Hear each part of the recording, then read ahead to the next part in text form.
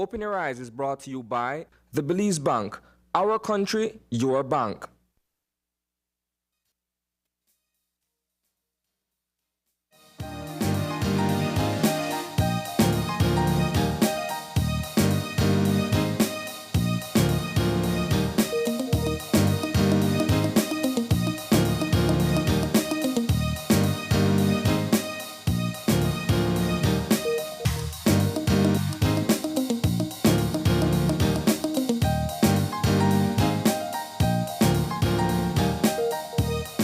Good morning and welcome to Open Your Eyes. Start your morning right. I'm Sabrina Daly. And I'm Paul Lopez.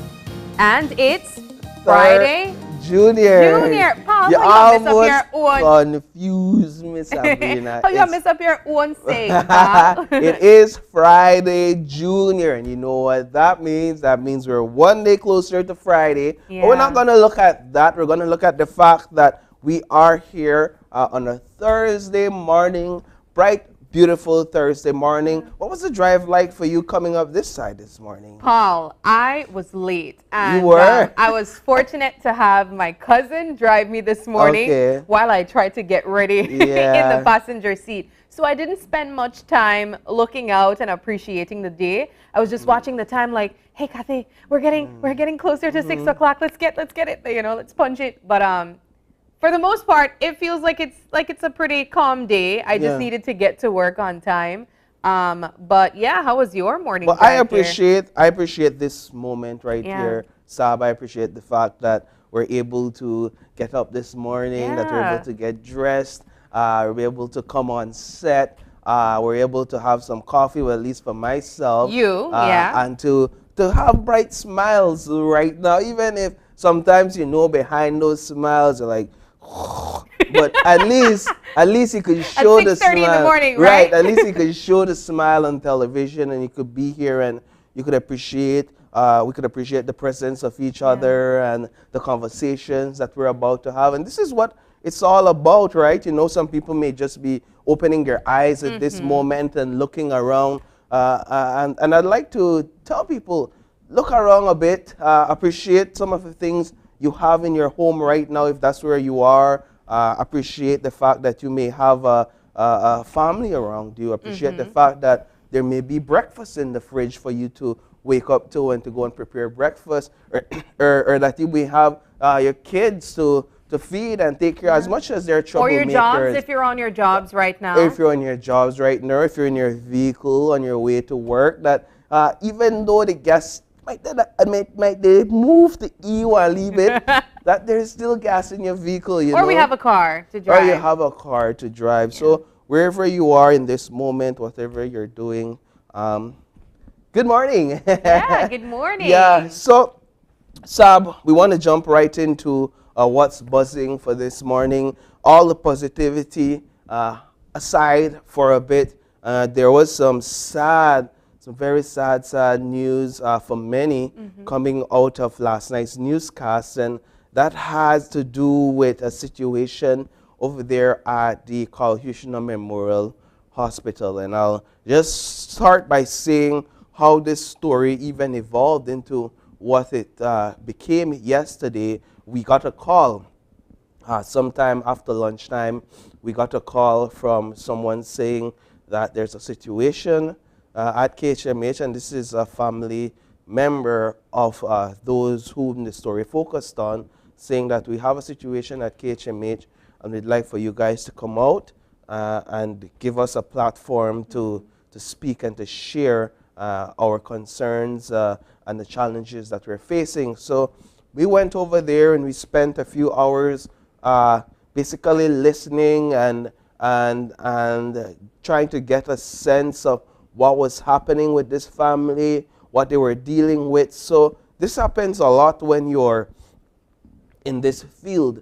What you see, what we present to our viewers are the reports in terms of the interviews and us putting the pieces together. But oftentimes it takes hours being on the ground, doing the background work, sometimes being with the families, being by their sides, to get a sense of how they're navigating the space until they're ready or comfortable to speak with us. So it's almost 3 hours of work in many cases, like this case, to get 10, 15 minutes conversation on record, and that was what was happening yesterday. So we got out there and we saw we saw many things. And of course, for those who may not be familiar with the story, we're talking about the story involving Naomi Guerrero and her deceased newborn Aaron Allen. This is a case where, according to Guerrero, her newborn Aaron passed away on Saturday night. This is after she underwent a C-section on Friday morning to deliver the child after some serious complications, pregnancy complications, the 2 days prior. So she was rushed to the hospital, given a C-section, and the child came to be and passed away on Saturday night. Nonetheless, she then they left the hospital, I believe, on the Sunday, and they went home to make funeral preparations for little Aaron. And that funeral was to be held yesterday. That was at 3 p.m. yesterday. So the father is at the burial ground preparing the tomb when he gets a call from the funeral home that they've been in conversation with, the funeral home that they've hired. He gets a call, and the call is that, hey, we came to dress the body of the deceased newborn, and the morgue is telling us that another funeral home has already come to pick up that child. So the confusions and the questions begin to be asked, like, all right, what's happening? Why is, and this is Naomi and her common-law husband asking, why is our child not there? What has happened to his body? What has become of it? Or why has another funeral home picked up my baby? And when they got there, they learned that the body of their child was handed over to this second funeral home in a case of mistaken identity, in that, or alleged mistaken identity, in that there was a second family that was preparing to bury their deceased child as well. Well, not bury it, preparing to cremate their deceased child as well. And interestingly, their deceased child's first name was also Aaron.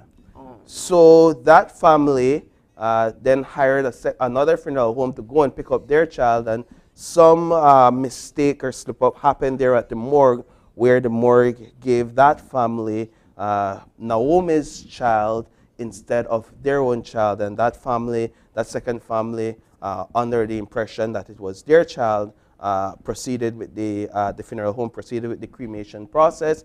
And then it was later found out that, hey, we essentially cremated the wrong child. And so you could understand the distress here for not only one but both families having to lose their child. These mothers having to lose their child in just days after birth, and not only that, but then now having to go through this very sad and difficult experience of facing this sort of mix-up. So there's a lot of technicalities here in terms of, and a lot of questions in terms of what may have happened, what could have caused this mix-up. One thing, of course, that's evident is that both children had the same first names. The last names are different. So were there proper checks and balances in place? Were there proper checks and balances in place to ensure that the correct body was being handed over to the correct family, right? There are questions surrounding the death certificates, how many death certificates are in circulation, whether or not the second funeral home that picked up the wrong body initially whether or not the certificate that they reportedly presented, whether that certificate was for Aaron Allen, which was the child that was mistakenly given to them, or whether it was for the body of the second Aaron. That's the body for the child for the second family.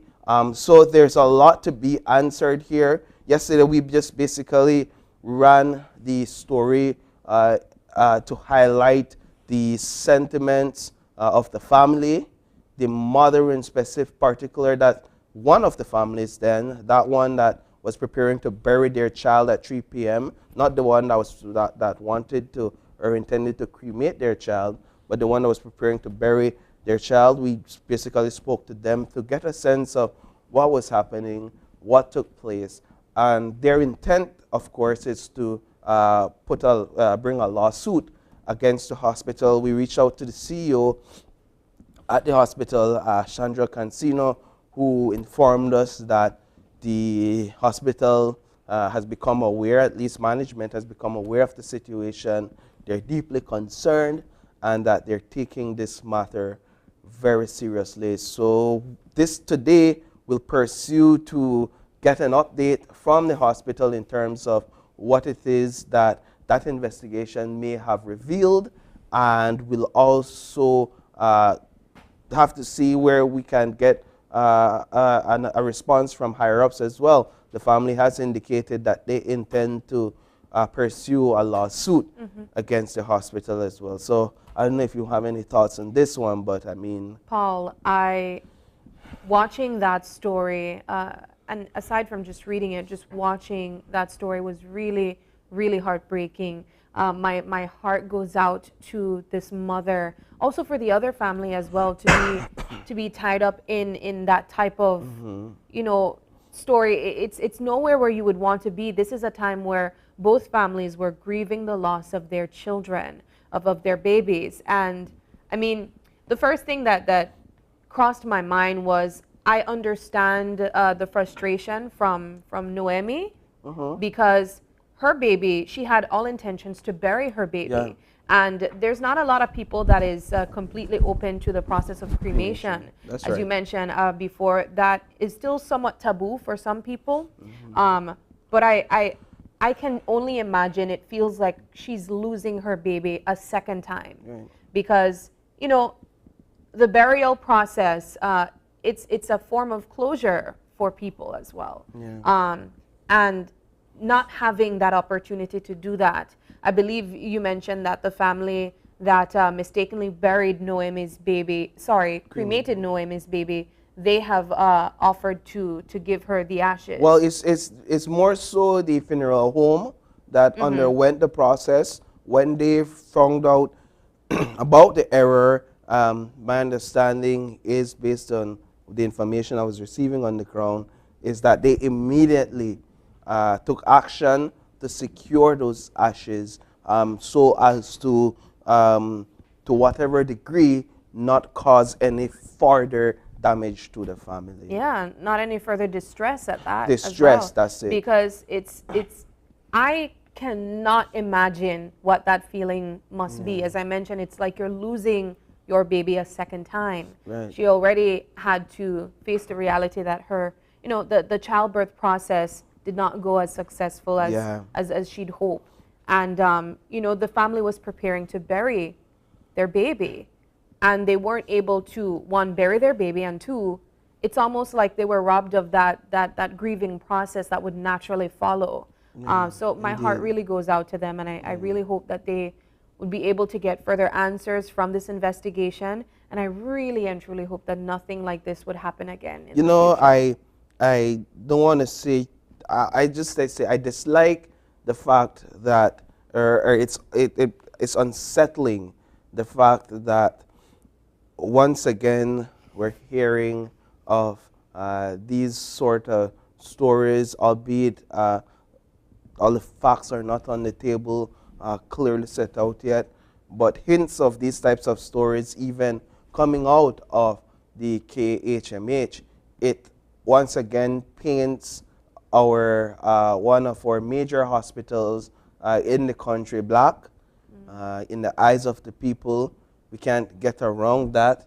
And as much as our intent is not, in our reports, is not to paint the hospital black, these are stories from real people. Yeah. These are the stories that we have to report. We have to share these stories from these people. And at the end of the day, in all fairness, we sought to get the next side, and the hospital said that they're doing their investigations. And I'm seeing the comments, and it's not nice towards the hospital. People are demanding that better be done, that more be done at the hospital to ensure that these types of alleged negligence does not continue to take place. And I can only support those calls and continue to press forward in terms of pressuring the management and all those involved at the hospital to ensure that these things does not reoccur, and that these types of reports are somewhat an inspiration, if nothing else, for people to continue to call for better. Yeah, I agree completely. But as you mentioned, we will be further trying to gather information from the KHMH and the management, and of course, hopefully the Minister of Health as well. Yeah. So, yeah. Do you have anything else that you'd like to cover? That's what's buzzing for this morning. All right. Well, we're going to move into some positivity, hopefully, to balance things out. And, of course, we have our eye-opener that's taken from dailyom.com, and it goes like this. Celebrating the success of others deepens your own happiness. We all want to be the kind of people who are happy for others when they experience success or a cause for celebration in their lives.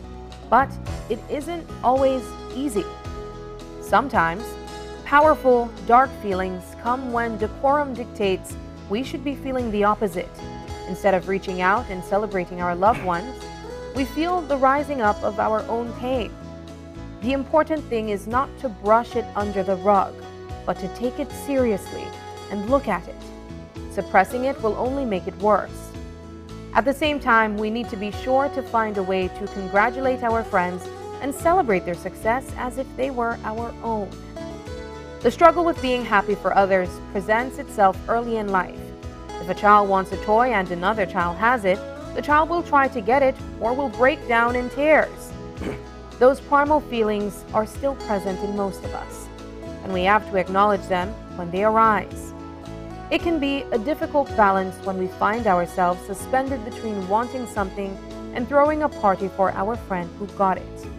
Yet, it is in throwing the party that we share in the joy, rather than cutting ourselves out of it. Interesting. It talks about supporting your friends, supporting those around you, and celebrating their success. And I think that when we are in a position in life where we don't feel like our own lives are successful, like we're doing the things we're meant to do and we're becoming the persons we're meant to become, that it's harder or it's very difficult or challenging to celebrate others, to throw the party if you would. But indeed, I agree with the eye-opener that there is a level of happiness, and I use that word loosely because that's a very deep term, but there's a level of happiness to throwing the party, to celebrating somebody else's success. You get out of yourself, if nothing else, and you see from a perspective of selflessness when you're able to celebrate somebody else's success. You know, I think about the fact that if this is someone that you care about, that you love, your friend, your family, you should want them to be happy. So indeed, there should be a sense of happiness that you get knowing that your loved one is feeling happy as well. And a lot of times, as you mentioned, it comes with being selfless and understanding and accepting that their happiness does not have to always include you. being you benefiting from their happiness in any way. It could be just Paul won the lotto. I never have to win anything with it. So I agree with this eye opener as well, and I hope that someone takes something from it. Yeah. All right, we're going to move into the weather report taken from the National Meteorological Service. We have with us forecaster Francisco Wellington with us on the line. Good morning. Good morning, Sabrina and Paul. How are you guys doing? We're doing well. Yourself? I'm doing good, thanks. Awesome. All right, well, I suppose we can get into the weather report. What can we expect as it relates to the general situation? Okay, guys, so we're having a break from all the rains. We're seeing generally fair weather conditions, and this will support lots of sunshine today, a few cloudy spells, and in terms of showers and thunderstorms, let me see if you know what this means in English. Leave it a rain. What's the English for that? Leave it a rain isolated? That's right. There you go. Okay, so that will be for today and tonight. And then in terms of the winds, easterly winds, 10 to 20 knots, and producing choppy seas. All right. In terms of temperatures, what kind of temperatures can we expect? Okay, along coastal areas this afternoon, shooting for 88 Fahrenheit, the Maya Mountains 82, and inland areas 95. Overnight temperatures, 70 up in the Maya Mountains, 74 inland, and 81 along the coast. Do you have a general outlook that extends to the rest of the week through to the weekend? Okay, for the extended for 48 hours, that's Friday and Friday night, we'll continue to see isolated showers or thunderstorms on Friday, and then Friday night we'll see a bit more over southern areas. And we'll be seeing that Saturday as well. All right, thank you so much, forecaster Wellington. We appreciate the information, and thank you for having a little teaching session here with us. Now we know Libita showers means isolated showers. That's right. You're welcome, guys. Have a great day. You too. All right, thank you so much. Okay, bye-bye. Love the liveliness in the report. I loved it too. Perfect for Friday Junior. Right? Well, but all right, we're going to move into our show lineup this morning, and we have 3 great conversations. Starting things off with the representatives from the Statistical Institute of Belize to talk to us about the updates on the release of their latest socioeconomic statistics. And then in our second conversation, we will be talking all about the art of singing. You may have been inspired by KTV and you want to get that frog out of your throat and channel that singing voice. Well, Giselle O'Brien will be in to talk with us about the art of singing, which is a show that is coming up. Lovely. And lastly, in our third segment, we will be closing things off with the folks from NCFC to talk to us about World Youth Day. Great conversations lined up, Paul. But of course, we're going to take our first break. And when we come back, it's all about the latest release of the socioeconomic statistics from the Statistical Institute of Belize. So don't go away.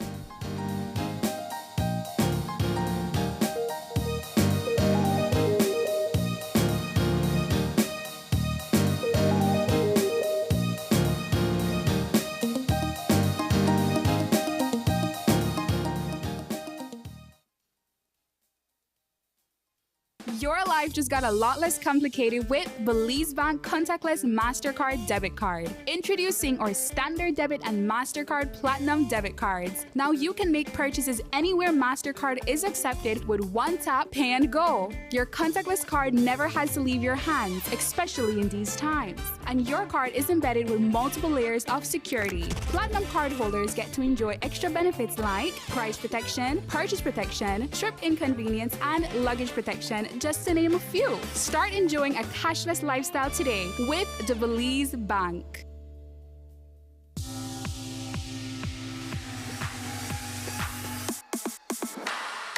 Sign up for Smart Share Plan and save big. Whether you're a small entrepreneur starting up your business, a student on a limited budget, or a family trying to save, this is the plan for you. With unlimited SMS, calls, and data, we help you save. Get up to 5 lines for as low as $30 per line monthly only with Smart. Sign up today at any Smart showroom or sales manager countrywide. So get your business going, share more memories with friends, and be ready for the day with Smart.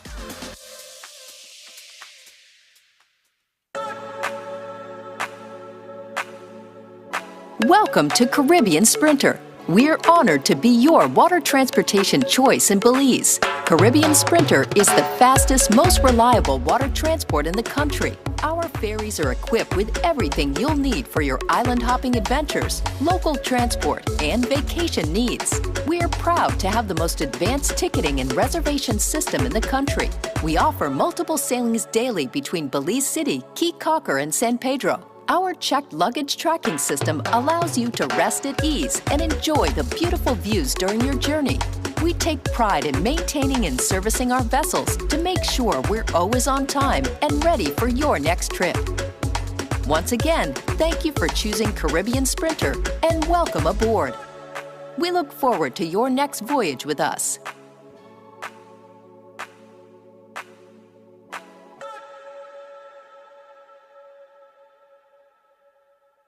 And now, the hottest match of the evening. Get ready for action! Here they come. Amazing! They're unstoppable, unbeatable. They have them on the ropes. The heat rises to the top. 1, 2, and 3. They're on fire! Chiladas. Fire up the taste of Belize with the new Chiladas crunchy tortilla taco chips in its hot chili flavor. Fiery habanero brings the heat. They're on fire! Chiladas. From Snackers, done right, done here. Are you looking for low-cost television advertising? Have we got a deal for you? Advertise on Channel 5's Daily Classifieds. Channel 5's Daily Classifieds is one of the most effective methods for introducing yourself and your business to the community. Use our Daily Classifieds to recruit employees, promote specials, promote your products or services, promote a business opportunity, increase traffic to your website, and advertise items you have for sale. Let us help you to save valuable time and money. Call us today at 280-0013 or visit us at our offices on Coney Drive to discuss how we can help your business grow affordably. Channel 5's Daily Classifieds. Advertise today.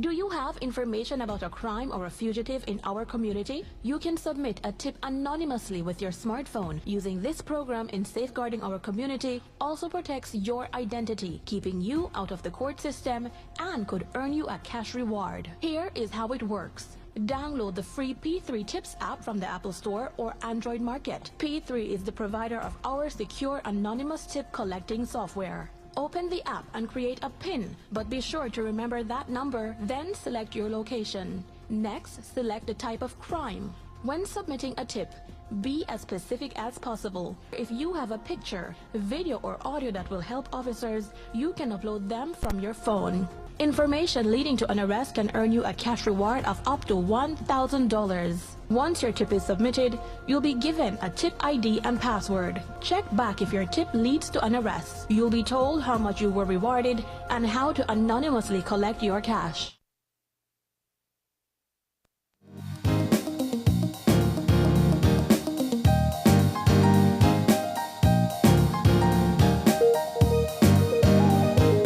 Welcome back. We are having our first conversation for the morning, and it's with the Statistical Institute of Belize, covering their latest release of their socioeconomic findings, statistical findings.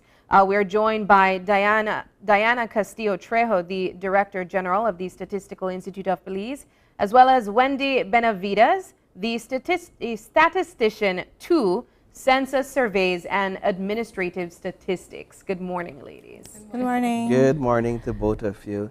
All right, let's start the conversation first off with the recent surveys that was done and the main findings that you guys want to share with us. Okay, well, I think the one that would be of most interest and that we could start with is the findings of the last labor force survey. So just generally, What we found was a decrease in the rate of unemployment from the last time. Last time, you remember, we reported an unemployment rate of 5%. This time in April, which is typically a higher season in terms of employment, we got an unemployment rate of 2.8%. This was due to a net gain of almost 8,000 new jobs. So the number of employed persons increased by 7,900.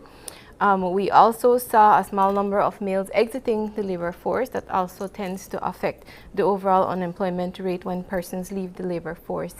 And so using the classification, the criteria to classify persons as unemployed, we have about 5,500 persons classified as unemployed. Not persons who are not working, persons who are classified as unemployed. Yeah, I wanted to stick up in there and just ask, what is the classification of someone being unemployed? What markers do they have to meet? Okay, I'll ask Ms. Wendy to take that. Yes, for someone to be classified as unemployed, that person would not only need not be working, but they also need to be actively looking for work. Okay. And it needs to be during a specific reference period, right, for 4 weeks. Okay. They also need to be available to start to work. Okay. Right? So if you were looking for a job for 3 weeks, you're technically not classified as unemployed. You need to have been looking for work in the, yes, a month, 4 weeks. Okay. Within the 4 weeks. Within the 4 weeks. Okay. Within the 4 weeks. So that's what's classified as unemployed. Yes. Right. So if you are out of a job, but you're not looking for work, then you are not considered right. Then unemployed. You're considered out of the labor force. Out of the labor force. And we measure, of the persons who are out of the labor force, we also measure persons who, like you said, they're not working, they're probably available, but they haven't been looking for work.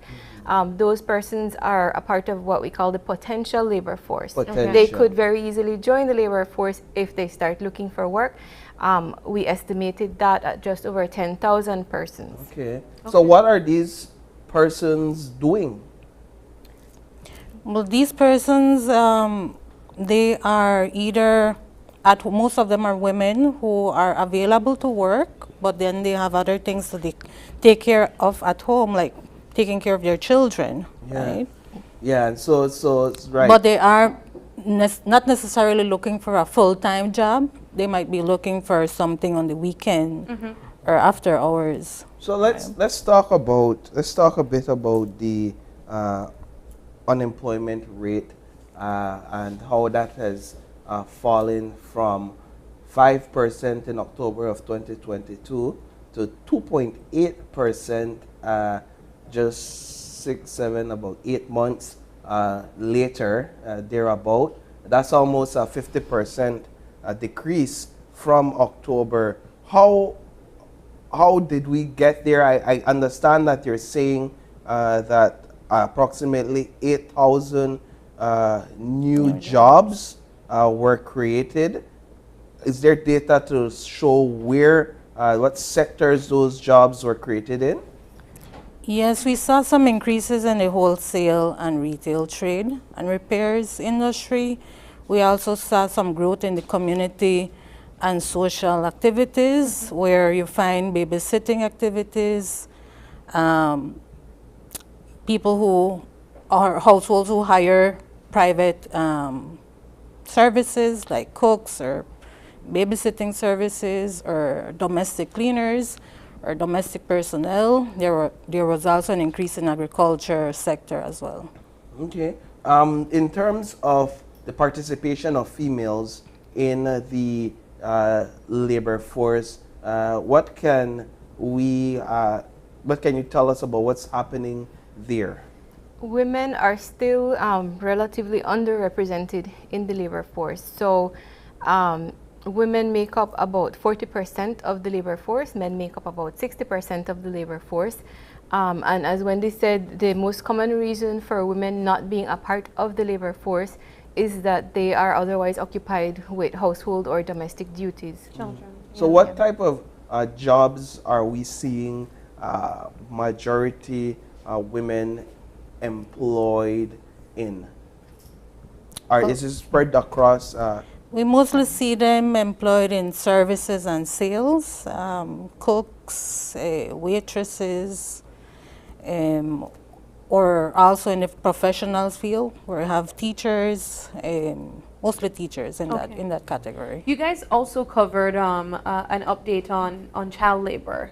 Let's talk about that, because interestingly, in our newscast last night, we spoke about the fact that a lot of times you'd see children on the side of the road selling fruits and vegetables, either by themselves or with their families. So you guys were able to produce an update on the child labor rate. Can we talk about that? No, we weren't. I know we were asked about that yesterday, but the labor force survey collects data on the economic activity of persons 14 and over, so persons who are of working age. Child activity or child labor would require us to collect that data on children from as young as 5 years old and up. So that wasn't done for the labor force survey. We have just initiated some discussions with the Labor Department, who would like to commission another child labor survey, because the last one was done in 2013.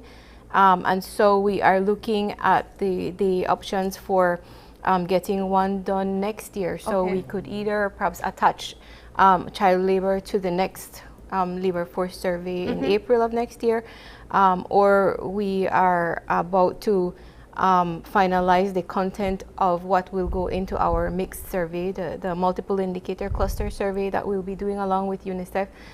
It's possible that a child labor component can be included in there. So we're looking at what the best options are to get that data. Hopefully we do data collection in early next year. Okay. In terms of the level of education that individuals have within the labor force, it's interesting to me that I'm seeing that the majority of those engaged in the labor force have a tertiary level education, because the impression is by many, well, nobody go, can I speak broad Creole, right? Nobody go get your tertiary level education, because it's not like you would find a job anyways. But speak a bit about what the data is showing about the level of education of those engaged in the labor force. Actually, the percentage of persons in the labor force that has a tertiary education is smaller than those who have a secondary or a primary or none. It's the smallest segment when you divide by education, but persons with tertiary education have a higher likelihood of participating in the labor force and of being employed when they participate in the labor force. But maybe Wendy can speak to how many actually how many persons actually have for primary education or less, or secondary education, because the majority of persons in the labor force are still on the lower end of the education scale. Yes, that is very true. Most of the persons in the labor force have at least a primary school education. So we have less people with tertiary level of education. And those with higher education, we see that they are less likely to be unemployed compared to the other persons with other education types. That's what it means when it says tertiary level education has the highest participation rate. What does it mean by participation rate? It means that they are in the labor force either by virtue of being employed or being unemployed. And remember, to be unemployed, they have to fulfill the 3 criteria that we mentioned. Let's talk about the unemployment rate across the country as it relates to the districts. What are the districts that have the highest unemployment rates, and what's the district that is the highest employed? We have, we saw a difference from the last LFS in October. The district with the highest, let me check that slide. It's Toledo, right? Yes. The district with the highest unemployment rate was Toledo this year, in April, compared to last year, which was Stand Creek, right? So we saw more people exiting the labor force in Toledo, and it was virtually around the same participation levels that we saw for that district. The lowest, yes, that was the highest. The lowest was seen in Orange Rock district, and that was mostly due to increases in the agriculture sector. That's unemployment. unemployment levels. Yes. So then does that translate into employment rate as well across the districts? So for Orange Walk, where, as Wendy said, we saw that there were gains in employment in the agricultural sector, there's a gain in the number of jobs, the number of employed persons. For Toledo, it's a little bit different. Their unemployment rate went up because of what would appear to be a loss of employment. So there was a reduction in the number of employed persons, and it would appear also that persons who had lost their jobs had exited the labor force. So there were two things happening there, and then the net effect was that their unemployment rate went up slightly from, I think it was 4.5% to 5% in this round. Now, let's talk about the importance of this sort of data and what it does, not only for people, but for governance, in terms of how can the government then use this sort of data to strategically move forward. Okay, so I think what a lot of people focus on when we publish, for example, labor force statistics is the headline, the headline unemployment rate. Yeah. But that really is just the broad summary of everything that has happened and changed in the labor market. There are a lot of things that we have seen consistently from one round to the next of the labor force survey. One is that women are underrepresented. So of all working age women, only about 40% of them are active in the labor force, and that's either being employed or unemployed. So there is a large chunk of women who are of working age, who are of that productive age, who are not even a part of the labor force. When you look broader at the entire labor force, our participation rate is about 58%. So that tells us that 1 in 4 of all persons who are of working age are not at all active in the labor force.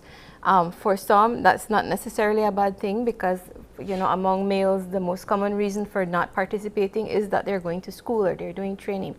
But for women, it would seem that the fact that they are still the primary providers of childcare and domestic services is a barrier to their entry into the labor force, and that's something that perhaps we need to look at if we want to make more use of our productive labor force. I think too, we can look at the sectors and the industries that are providing employment. So very consistent with what we saw in the presentation on the economy itself, the economic performance, we're seeing where tourism is growing, where agriculture, there was some growth in jobs in agriculture, construction, wholesale and retail trade, the same industries that we are seeing growing. So, perhaps as a policymaker, they might want to look at what can be done to support these industries that are growing and that are providing a large number of jobs for the economy. Is there anything within the survey to speak to what contributed to this boom per se in job creations in this sector?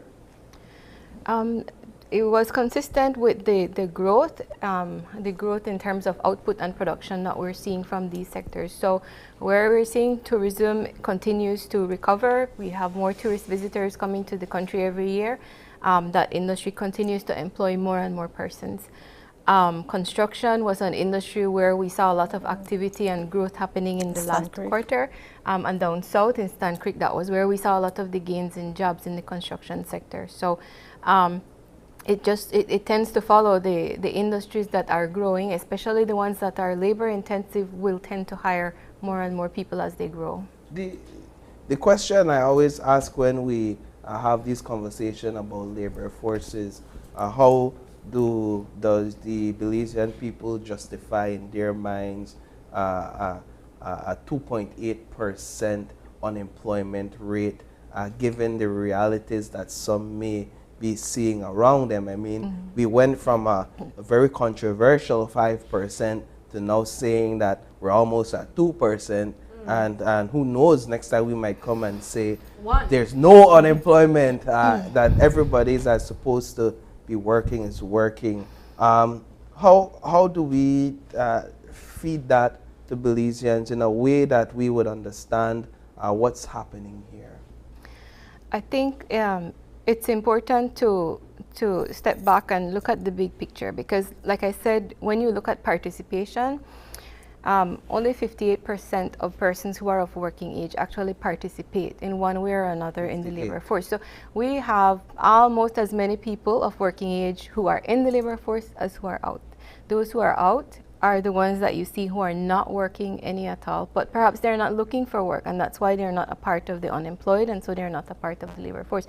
So we still have a very large percentage, and it is larger than it was say prior to the pandemic, when there was a lot of shift and change happening in the dynamics of the labor market.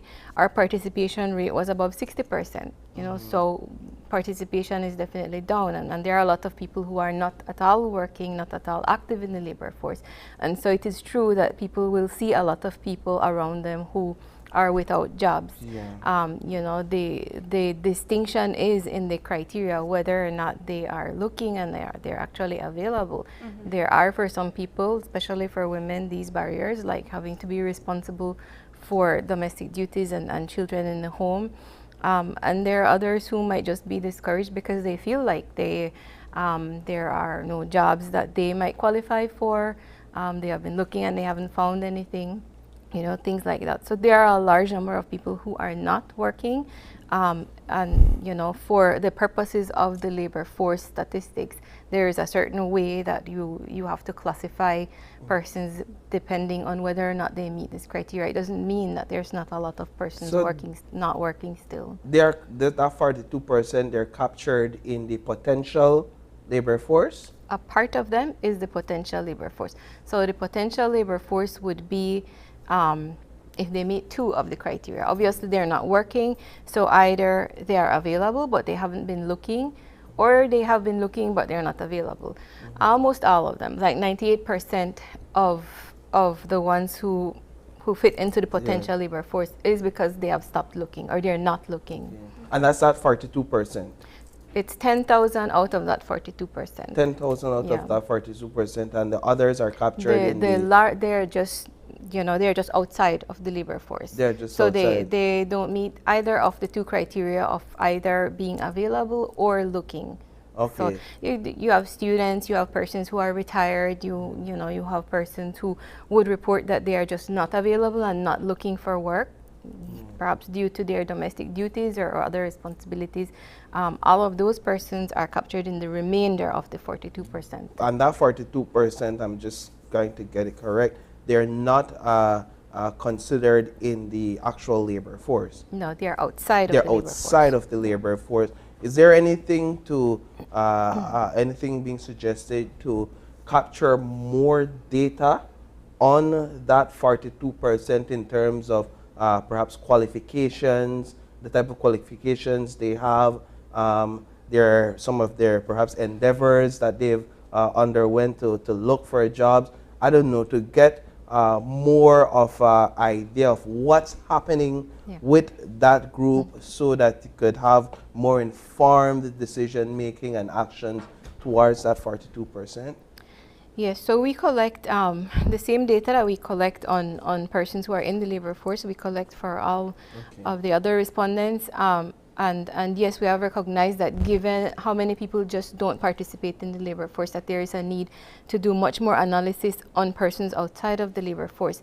Wendy could speak a little bit to the type of information that we collect, because we do collect all of that, you know, education and so on, but in terms of any other activities, if they were previously employed, maybe Wendy could speak to that. Well, we see a big portion, especially in the South, that is they are involved in other activities, sometimes even work. There's volunteer work as well. There's a big chunk of persons engaged in subsistence farming, which is a type of work, but by definition or international standards, they're not classified as employed persons, right? So there's a big portion of them, especially in Toledo, that are engaged in subsistence but not employed. The persons that are engaged in informal work, are they captured as well? What category do they fall in? They fall into the labor force? They are included as employed persons. So even if they are working in an odd type of job, they're not paying Social Security, They're not covered by, they're not registered, their business is not registered, or even if they're performing 1 hour of work during that week, they are classified as informal within the employed persons. Very insightful. And within all employed persons, the informally employed are more than 1/3, they're about 37%. So of all 190 employed persons, a little bit more than 1/3 of those are informally employed. Is that captured within the study? Yes, because we do capture information on whether or not persons are, their social security contributions being paid for them, or if they're self-employed, if their business is registered or paying social security. So how do you do that? Do you identify these persons, speak with them, and then sift through the social security data as well and compare it? The question, it's a direct question. That's a direct question. Are you contributing to social security, or is your business registered at the Belize Social Security or at the Belize Companies Registry? So that's a direct question. We don't ask for social security numbers, but they are asked if they are contributing, or their employer sometimes is contributing to. Freely, not under duress. Yeah. So I think this is very insightful information. I want to jump quickly though into the CPI to talk a bit about the Consumer Price Index, which of course, for those who may not know, is the sort of how the prices of goods fluctuate for Belizeans. It's like inflation in a sense, and we're here saying that in March, the Consumer Price Index went up by 3.7%. And again, I tend to have a hard time digesting this sort of information, not only because it's a lot of numbers, but because when you say 3.7%, to me that sounds like a fraction of $1. That sounds like that sounds like 3 cents, almost 4 cents of $1 to me. That prices are up. But when I go to buy at the market, I realize, listen, I was at the store last night and a young man went to buy a drink. I had no business buying that drink, but that's not my concern. When he picked up the drink and the salesperson told him that the price of the drink went up by 50%, that it's no longer $5, it's $10 now. And she explained to him that they're now buying the cart of the drink at $100 more. So they have to up their prices. So 50% she's saying, but we're seeing here in the CPI report that it's up by 3.7%. For Belizeans, let's help us to understand how we come to a number like 3.7%. Okay, so the 3.7%, again, it's the headline average inflation rate. And that's what we look at. And it takes into account not just, things like food and fuel. There are things that come to mind because they're the things that have seen the highest increases in price. But it's about 400 items, I think, that are included in the basket that we collect prices for. And it covers all range of goods and services that households consume. It will cover their food, their transportation, utilities, educational expenses, health expenses, recreational expenses. It covers a range. So when you average up the changes in all those categories, we got 3.7%.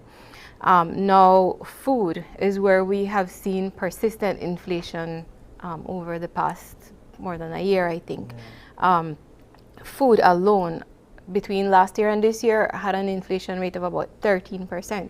So if you bought a set of items at the grocery store last year and it cost $100, this year it's going to cost $113, and that's where people are feeling it. If you a couple years ago were able to fill your gas tank in your car with $150, now it's $180, $200. That's where you'll feel it, right? So people are very aware, especially of the things that they spend the bigger chunk of their incomes on, and that is still where we're seeing persistent inflation. However, what we have seen since the start of this year is the rate of increase for the inflation rate has started to slow. Last year, we had a high of about 7.5% around August of last year. But since the start of this year, it's been still going up, but going up at a slower rate. So we started in January with about 6%, then 5%, then 4%. In May, we are at 3.7%. We still are seeing food prices much higher than they were last year, and food-related services. So restaurant services is the next category that has gone up significantly since last year. But we are seeing reductions in transport because there have been reductions in the price per gallon of motor vehicle fuel. So that's interesting. That's one of the lower ones. Yes, yes. Because transport had been just increasing well, not exponentially, but it had been increasing rapidly over the past couple of years, and that was all or mostly due to increasing fuel prices. Now there has been a slowdown in that, and fuel prices have actually started to come down in recent months, and that is having an impact on transport now. So that is compared to what month? Or this would be, well, this slide here is for the first 5 months of the year. So this would be, you know, an average January to May compared to January to May of last year. Okay. Yeah. The last time you guys were here, we spoke about inflation in different parts of the country where it is felt differently. Can we touch on that just to speak to, I mean, our way of describing it the last time you were here was which district is cheaper to live in? Yeah. Let's talk about that. Well, the district that, or the municipality that saw the greatest increase for this period was San Pedro. They had for the first 5 months of the year an inflation rate of more than 7%. Wow. And well, Punta Gorda as well had the same 7 and 7.7%. Not the most expensive. That is those are the two areas where prices have gone up by the most. The most. So there's a distinction between the rate of inflation and how high your prices are. You can have an area where prices are not very high, but all of a sudden they start increasing rapidly, they will have a high inflation rate. Or somewhere, for example, San Pedro, prices are higher generally than in the rest of the country, but sometimes there is very little change in their prices, and so their inflation rate is very low. Inflation only tells you how fast or how much prices are going up by. So this time around, San Pedro and Punta Gorda had the highest inflation rates. The lowest would have been in Corozal Town and Belize City, still relatively high, 4.6% and 4.7%, but those were the lowest. If I'm not mistaken, the last survey had Corozal in being one of the lowest as well. Yes. Yes. So they still kind of remain steady in that way. Yeah, so over time it tends to fluctuate. Yeah. We've seen Punta Gorda among the highest for a few months now, or a couple months at least. So it just kind of tends to fluctuate over time. Sometimes you will see the districts in the north are high, sometimes in the south. Is there a particular reason why it's not felt universally across the country? Why is it that certain districts have higher or lower inflation rates? I would imagine that different districts source their imported goods from different countries. There are also other factors. In San Pedro, for example, you know, generally prices are higher. Generally, the inputs that they use are probably more expensive. So it just depends.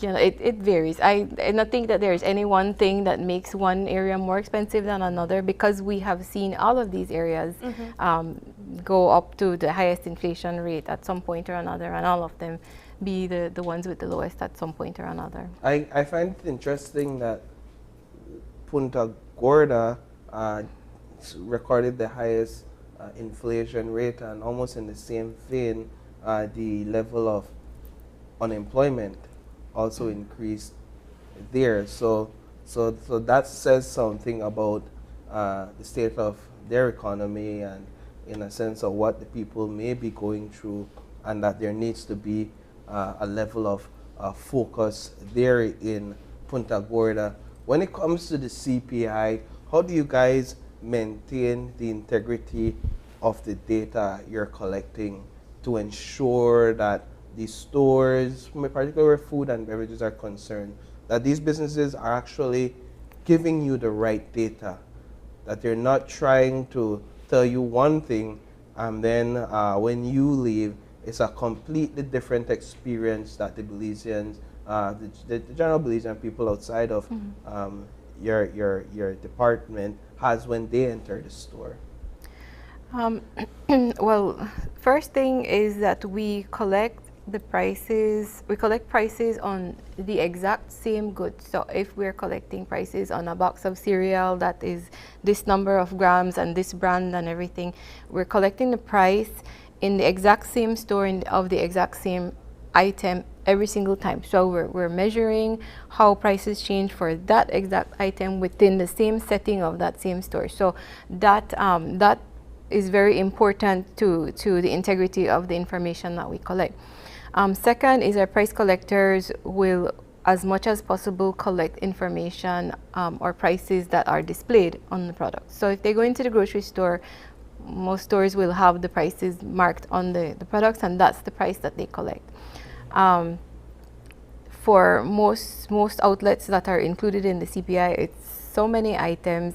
I don't think that even if they were to try to give us false information one time, it would be very difficult for them to remember the next time what prices they gave us, and to be consistent. And we look for consistency. Like if you see the price for an item has suddenly gone all the way up or gone all the way down, the price collector needs to return and verify whether or not that was a mistake or if that's wrong information there. So there are checks as well that we look for very large changes, to check if those are errors. So there are quality checks and the methodology, and just generally, we get very good cooperation from the respondents who are in the CPI. We return to them every month, and we generally get very good cooperation from them.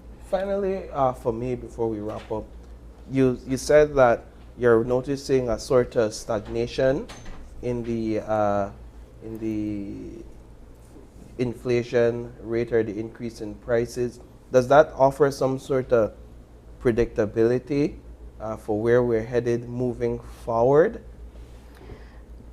Just given the trend that we've seen for the first 5 months, it is probably reasonable to expect that we'll see some further slowdown in inflation.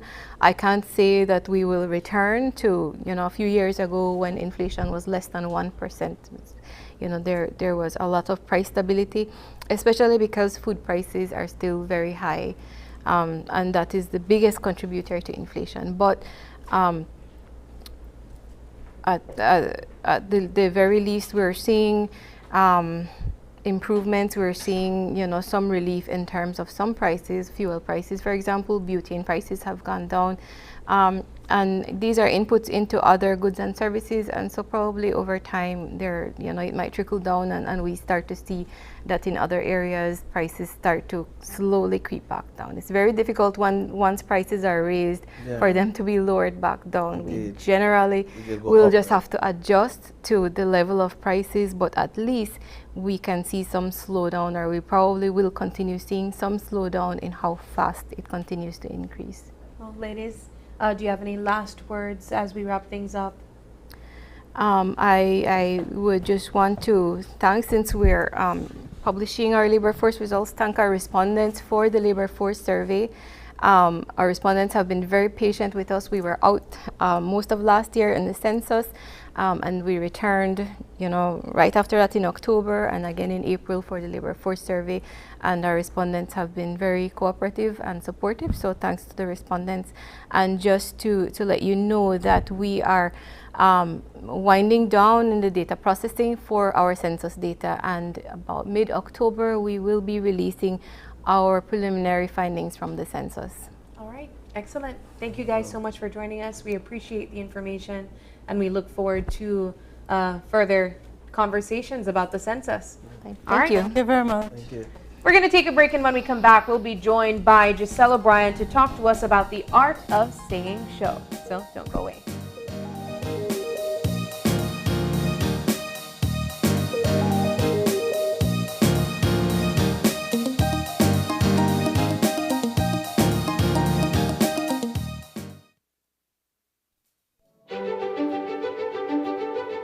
Technology is ubiquitous, and it's transforming how, when, and where we work. Fulltech Systems is placing award-winning devices in the hands of information workers, allowing them to work without compromise in a world without wires. To innovate, create, and to maximize productivity anytime, anywhere. Satisfying the needs of the desk-centric remote and field worker and every other worker in between. We are providing the industry's best devices to businesses going through the process of digital transformation. Partner with us today to provide the solutions that will allow your employees to work effectively and efficiently to enhance your customers' experience.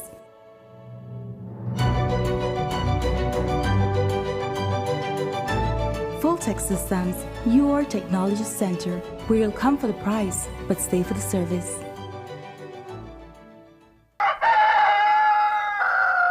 Wake up! Wake up!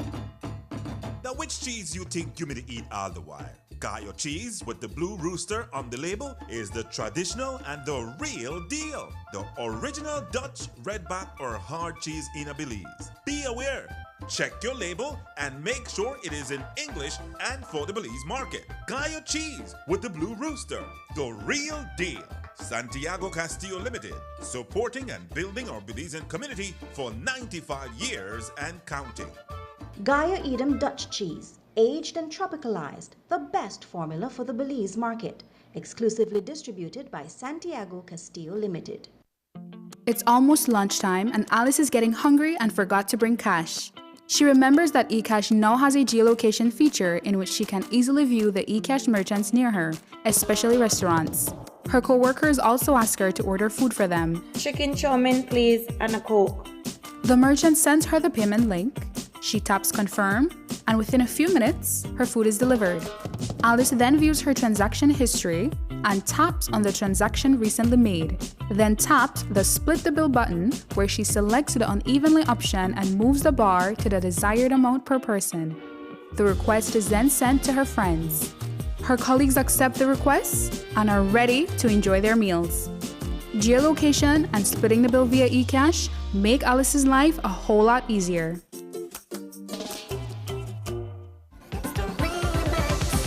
Digi users, vote for your favorite KTV contestant by texting the contestant's number and sending it to 588. Voting will be open from 8 p.m. on Tuesday until Sunday at midnight. Each vote costs 55 cents. Smart users, vote by texting the number of votes followed by a space, then your contestant's number and send it to 5885.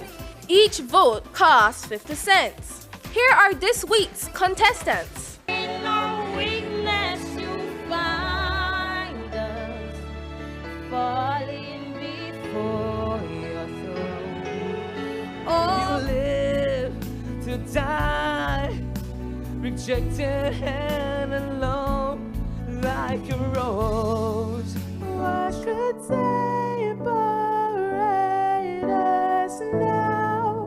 What a wonderful name it is.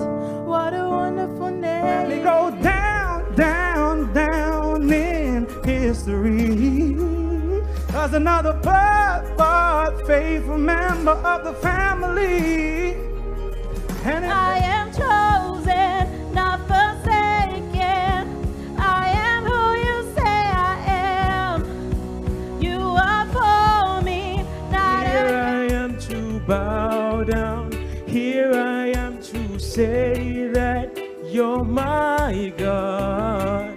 You're all together. Surrounded by your glory, what will my heart feel? Will I dance for you, Jesus? Or in awe of you be still? Will I stand? I get on my knees.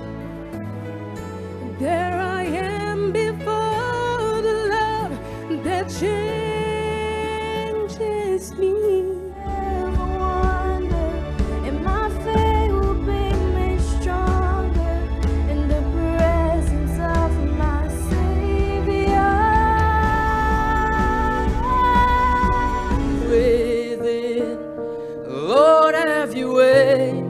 Lord, have your way in me like a mile. Tune in to KTV The Remix Season 5 every Tuesday at 8 p.m. live only on 5. The Belize Tourism Board, Mars Production, and Belican present the biggest show to hit the jewel we call Belize. It's the Belize International Music and Food Festival 2.0. Join us on Saturday, July 29th and Sunday, July 30th at the Marion Jones Stadium with live performances by Morgan Heritage, the dancehall queen Spice, Me's a girl, me no fight over man. Busy Signal, Afrobeat Afrobeat sensation Rotini, the biggest dancehall artist for 2023, Byron Messiah, alongside Skinny Fabulous, Jadelle, Earth and Owls,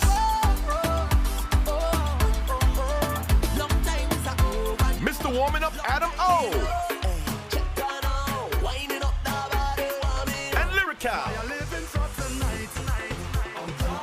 It's the Belize International Music and Food Festival 2.0, July 29th and 30th. Come savor the rhythm as we pair music with the best of Belizean cuisine. Sponsors are Belize Tourism Board, Belican, Niche, Pop, ICB, Wine Smith, eCash, Dolphin Production, DigiWallet, Channel 5, Love FM, Creme Radio, Channel 7, Vibes Radio, Fiesta FM, and OYE Radio.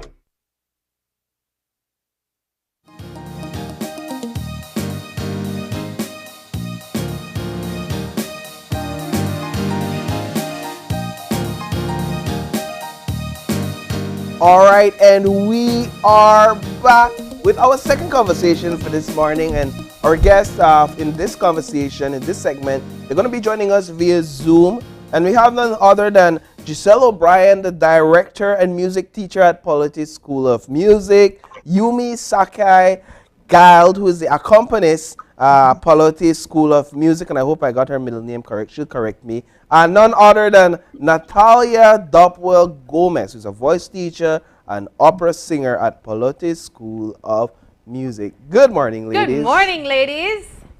Hi, good morning. It's lovely to have you here with us. Yes, and so we want to talk first of all about the art of singing. It's a show, correct, Giselle? Can you tell us a bit about what it is and what's happening there?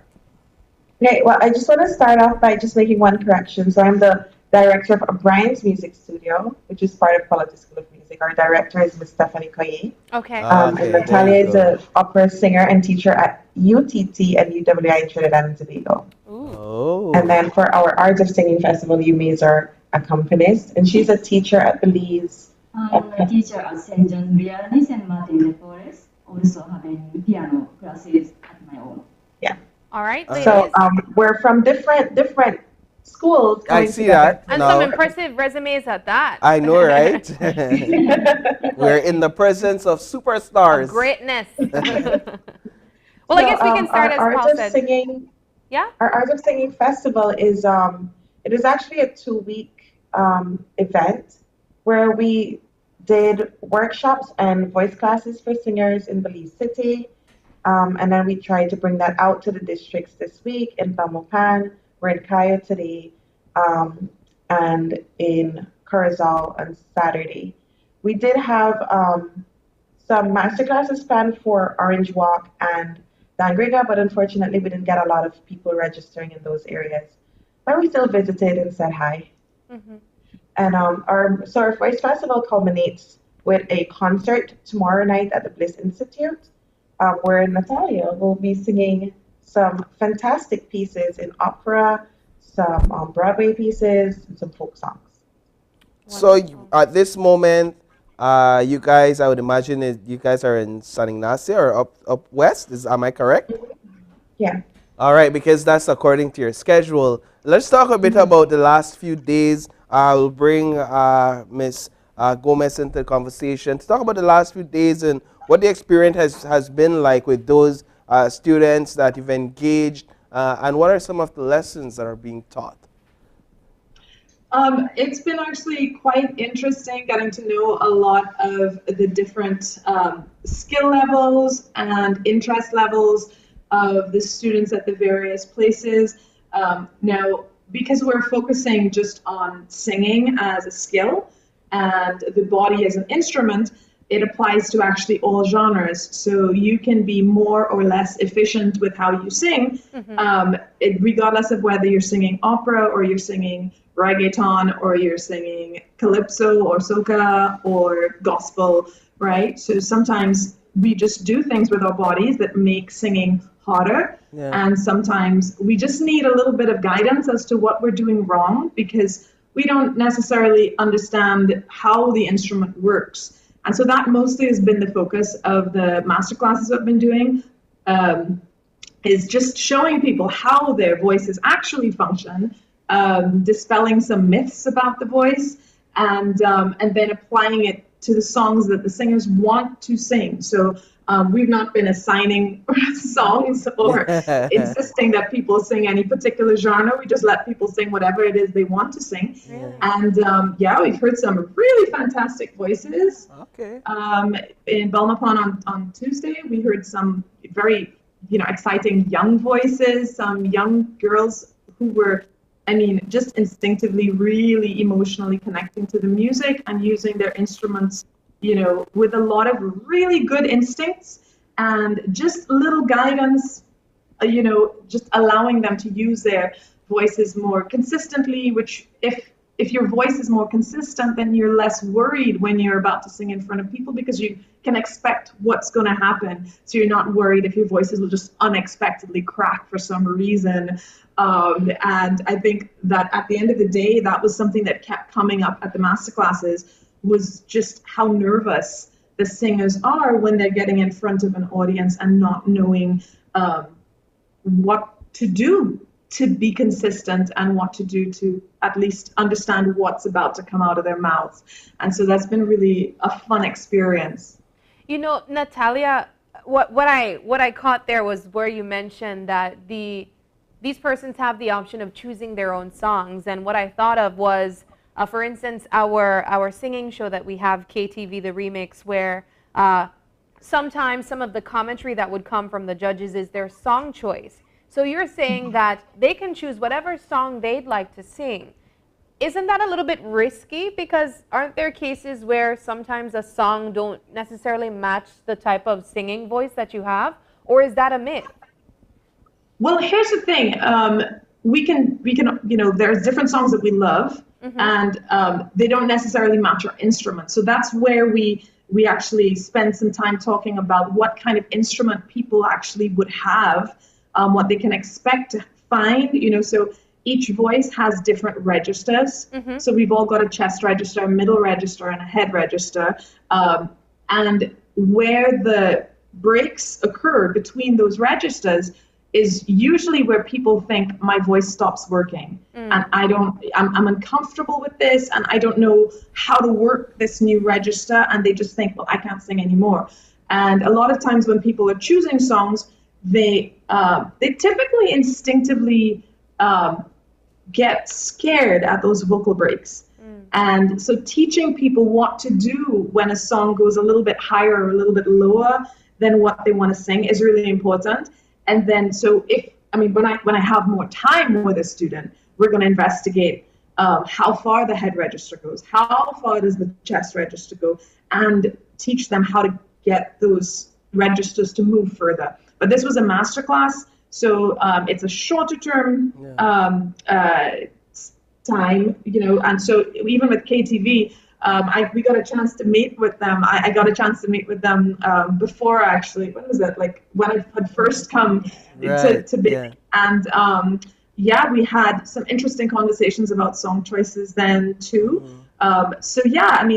Some of the songs that I absolutely adore and love listening to are not songs that I would be paid to sing, because my voice is a soprano instrument, right? So if I sing a song that's in a very low range or something that's just not showing where my voice has, the best colors, then if I sing in a competition, I just won't do very well. So it's not that we can't choose better or worse songs for our instruments, but that what we were trying to do was show people how to sing the songs that they already want to sing. What about and answer some of the mysteries as to why things haven't been working for them, or why something might be difficult for a singer. What about the thought that anyone can sing or anyone can be a singer even outside of the shower? I have a theory about that, and I actually think that in childhood some people aren't exposed to music and aren't like allowed the ability to just play with sounds and make awful sounds and funny sounds. You know, I think some people maybe get self-conscious very early and just don't have that exposure to, you know, just the ability to, you know, explore, stumble along and fall down and then get back up, you know. And I think by the time we reach teen years, a lot of times our self-consciousness stops us from exploring those things. When I was a child was when the first Little Mermaid movie came out, and there's this little thing that she sings, which is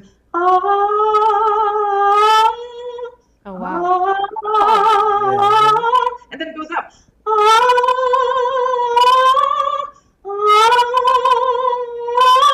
Right. And I used to love doing that, and it irritated my siblings extremely. I would just keep going higher and higher. Yeah. And now as an adult, I realize that's a vocalization, right? So I was learning my instrument. It must have sounded terrible to them, but I was figuring out what my voice was capable of, and I think that sort of exploration is really, really important. We just want to let our viewers... If an adult has never had that experience of exploring, maybe they may not even know where their voice begins or ends. Yeah, we just want to let our viewers know that Natala's beautiful voice is just one of the reasons why you should go to the show.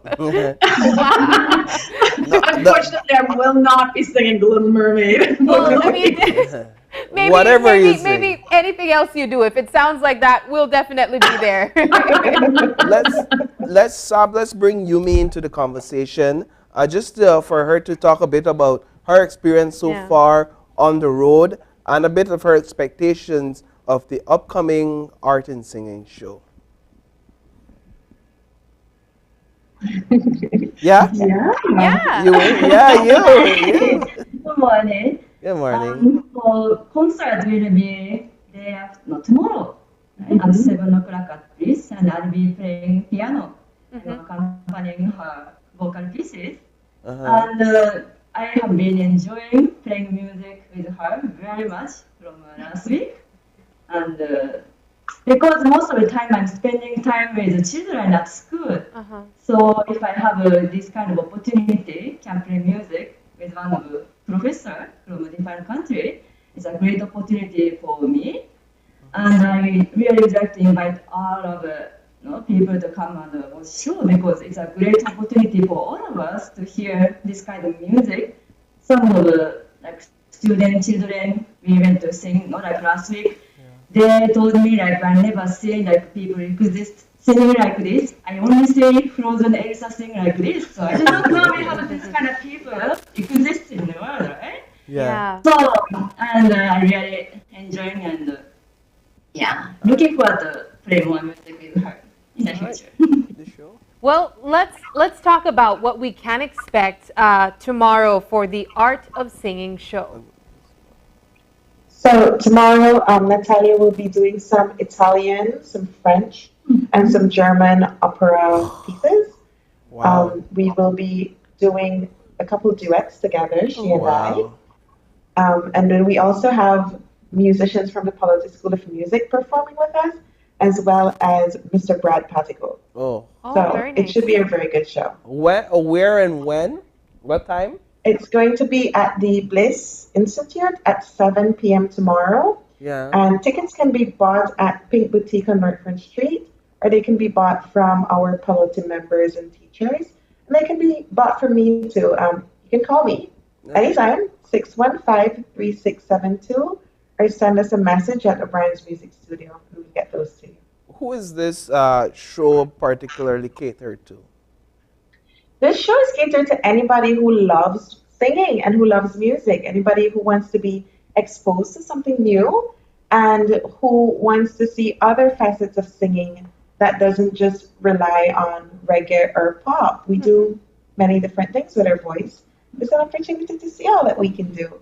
So I was just going to ask, not to put y'all on the spot or anything, but if we could get a short preview, it doesn't have to be of a full song, but a little piece, please, of a little piece of a duet that you guys are preparing, like 10, 20 seconds, if you don't mind.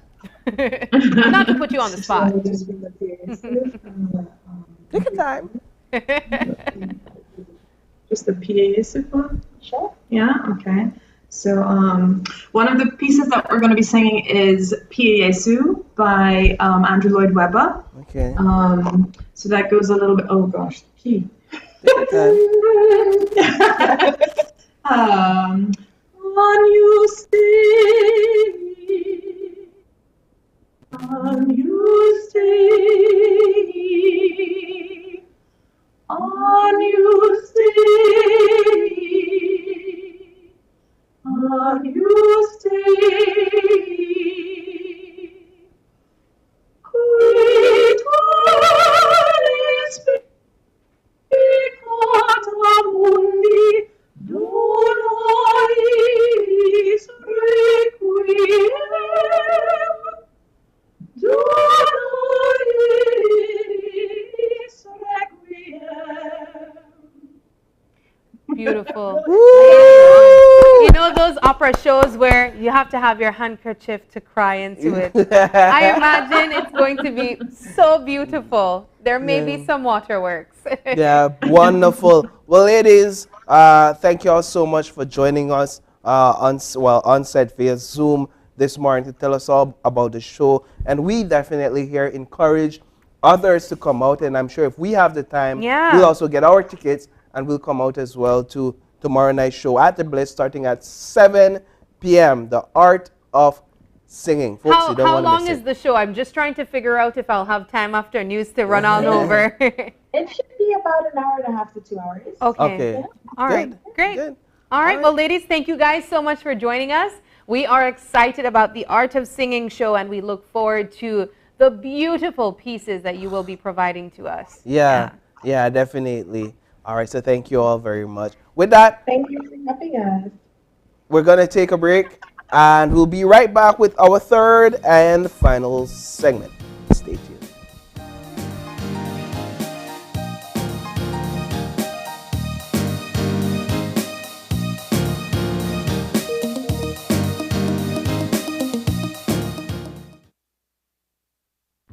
With eCash, bill payment is extremely convenient, and all utility companies accept eCash payments.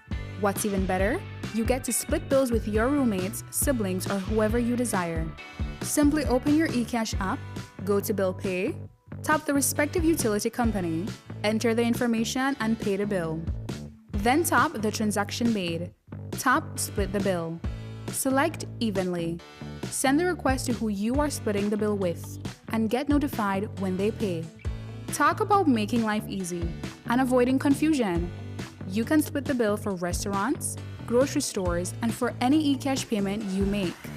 To find your next yummy meal, hair treatment, or chill spot, simply open the app and utilize the geolocation service to see nearby businesses that accept eCash.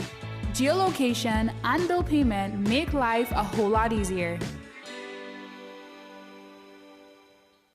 Key San Pedro, and Belize City are just a click away with Caribbean Sprinter. Avoid delays by getting your tickets and boarding passes online at sprinter.bz, and welcome aboard.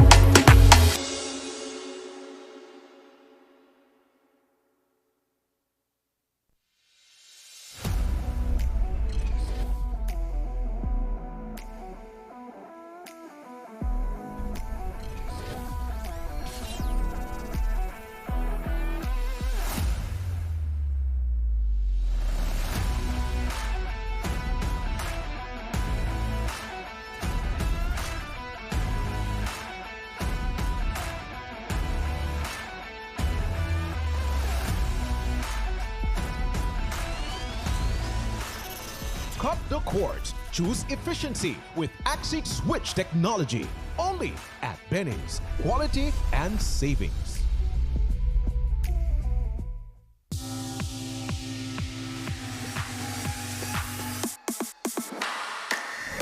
up for Smart Share Plan and save big.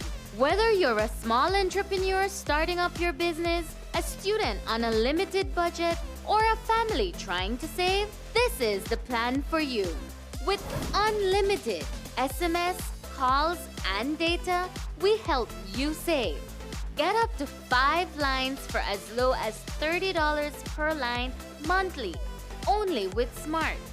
Sign up today at any Smart showroom or sales manager countrywide.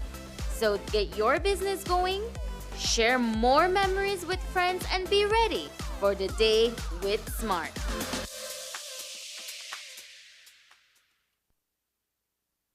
Do you have information about a crime or a fugitive in our community? You can submit a tip anonymously with your smartphone. Using this program in safeguarding our community also protects your identity, keeping you out of the court system, and could earn you a cash reward. Here is how it works. Download the free P3 Tips app from the Apple Store or Android Market. P3 is the provider of our secure anonymous tip collecting software. Open the app and create a PIN, but be sure to remember that number, then select your location. Next, select the type of crime.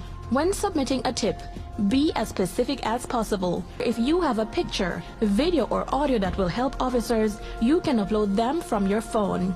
Information leading to an arrest can earn you a cash reward of up to $1,000. Once your tip is submitted, you'll be given a tip ID and password. Check back if your tip leads to an arrest. You'll be told how much you were rewarded and how to anonymously collect your cash.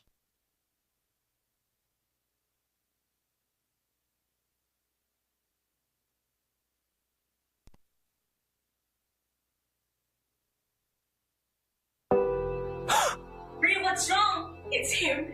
He hit me again. Oh my gosh. This time it was worse. He slammed my face in the wall and threatened to kill me. If you or someone you know is experiencing family violence, call 0800 for Way Out. Or you can text or WhatsApp to 672-9628.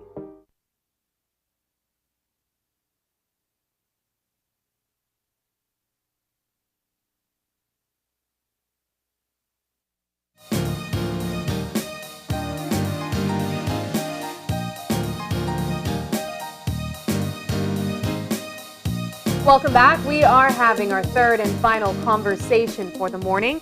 And of course, we are joined by NCFC, the National Commission for Families and Children, and they're here to talk to us about World Youth Day. We are joined by Honorable Asher Torres. We have an honorable amongst us. He is the Child Parliamentarian 2022 and the Senator Leader of the Government of Belize, as well as Shakira Sutherland in the middle. She is the Child Adolescent Participation Officer over at NCFC, and Marcus August, the Information, Education, and Communication Officer, also over at NCFC. Good morning, guys. Good morning. Good morning. All right, so we are talking World Youth Day. Now, my first question is, when is World Youth Day?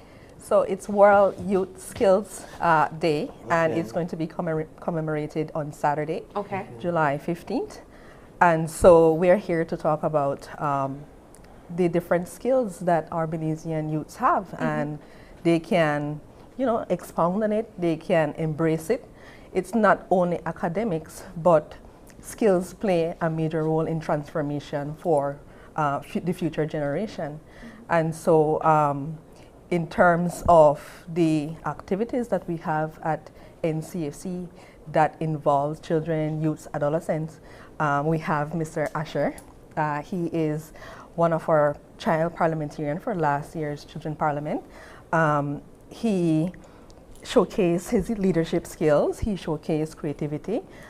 We did debating, we did a lot of teamwork activities, and so we also did, we also have different activities such as air quality monitoring that allows youths and CAB members to enhance climate changes, enhance health, enhance all these information and utilize it in their daily activities.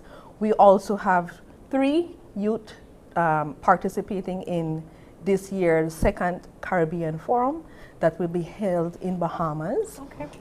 They are going to represent Belize in terms of the prevention of drug abuse awareness. That's going to be held end of this month, early August. And so all these different types of skills that they are going to showcase will enhance them in terms of, you know, the different types of technologies that are out there, what is here in the economic presently, and how they are going to adapt as future Belizean children. So Mr. Asher can tell you more or less in terms of what kind of skills he portrayed last year in the Parliament, and we're going to talk about the Parliament shortly. Yeah, let's go to you, Honorable. We have some very tough questions to ask you. No. You're here in the hot seat now, sir, and we have to prepare you for this role. So first tough question, I'm just kidding.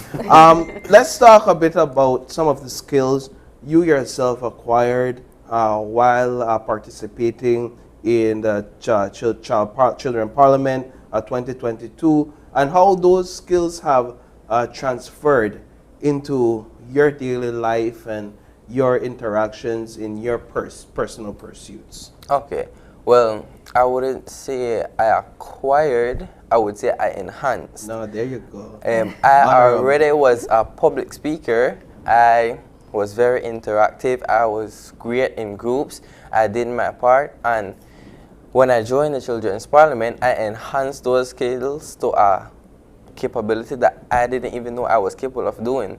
So my public speaking right now, it's very on point, and I could say that if I go in front of a crowd, I wouldn't be nervous. I might have the little shivers for a second, but I'll snap back and be like, I got this, I've trained this.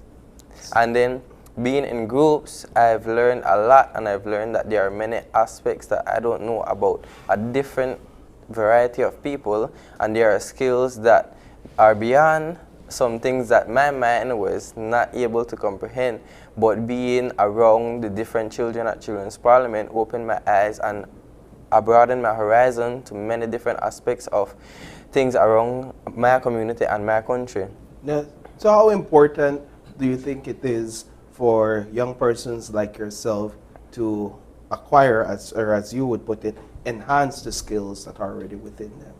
Well, it could provide great opportunity for you, not only in your community, but you get recognized by a whole heap of organizations that focus on youth development, and that could very well be a benefit to you and your family. Being able to talk confident in crowds, being able to work perfectly in groups, that can make you feel a sense of pride and honor coming from you, like, wow, I'm doing this, I did that. And also it could provide opportunity for you to gain a lot of not only experience for your future careers, but also experience in talking and being able to adapt to any situation that you might be placed in, because the road ahead is the future. We don't know what will happen. Being able to broaden your horizon and have a package in your mind and in yourself, you could be able to adapt to any situation that you might be placed in. And that's how I feel. Talk like real politician. I tell you, where are you from? I'm from Belize City Lake Independence. And how old are you? 17. All right, you got my vote, bro. You got my vote. I will tell you that. So you are an example of the skill set and the potential that our youth have here in Belize. Yeah. Let's talk about the other ways that the National Commission for Families and Children have tried to empower our youth. Let's go with you. All right, so other things that we've done in terms of empowering youth would be along the lines of air quality. Air quality is very much with skill set we call green skill set. For example, this year's theme is skilling teachers, youth and trainers sorry, for a transformational future. The green skill set isn't necessarily in an academic class setting, but it's outside of that. Very practical. Correct. So there's this thing called a laser in which we train these children to use it. It actually evaluates the air. It gives you a reading, and then they bring it back to us, and then alongside UNICEF we actually do this mapping and it gives us a better understanding of the air that we breathe. Wow. That's one of the things, and from there they venture out into other classes, which would mainly be biochemistry, oriented, and that was actually the foundation where it started for them. I like that air quality exercise because it kind of brings down to earth for our kids. Correct. The air that we're breathing in. For a child to understand the importance of the quality of the air we're breathing in. Correct, I could imagine a child walking around and talking to their parents or their peers saying, hey, the quality of air over here is better than over here, and then their peers might be asking, what are you talking about? And then that sparks a conversation. Well, I've learned this and now I have acquired this skill set. Things that I would wish I would have learned when I was growing up. Now on Saturdays, there are an event taking place per se to commemorate World Youth Day. No, so we're not having an event to commemorate. However, we just continuously have these types of events that encompasses the children in general. Okay. It's basically to raise awareness. For example, there was a webinar just last night, and it was detailing the pointers of why the 15th of July is very important for the skilling part of it. For example, let's just say you have a family member or something like that, or anyone around you, and they have this specific skill or talent, but it's not rated academically. For example, just to hit the nail on the head, a nail tech or a lash tech. Right. That's not something you learn necessarily in a classroom, but there's the will and the need that these people want that service, and this person has that skill. And so what the webinar was saying is that organizations like us, we raise awareness to the point that society sees that these skills and talents are actually necessary. And so teachers and trainers can, garner the interest to make that into more. Right, and like it will give a child a better appreciation of the skill they have versus disregarding that or discarding that, because my parents don't see the value in it, or my community don't see the value in it, in me as a child, right? So let's talk a bit about the upcoming Children's Parliament. If there's any discussion taking place right now, will we have it this year? So before we get to Parliament, I just want to add saying that in terms of air quality, we do collaborate, NCFC collaborates with UNICEF for a lot of our initiatives, as well as the Caribbean Youth Forum. We are partnering with OAS and as well as NDAC. How did that come about? It's an initiative from OAS.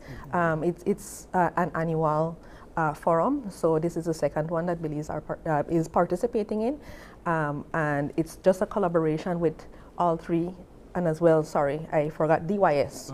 So it's DYS, NCFC, NDAC, and OAS. It's a collaboration of preparing the youths in going to showcase and share the information in regards to how we here in Belize and the youths do try to prevent drug abuse. In regards to Parliament now, so this is going to be our fourth Parliament. The first one was 2019, 2021, last year 2022, and now we're preparing for this year's 2023 Parliament. So it's going to happen in November. We are already doing our due diligence in creating the application. So Mr. August will share later on where youths can find the application form.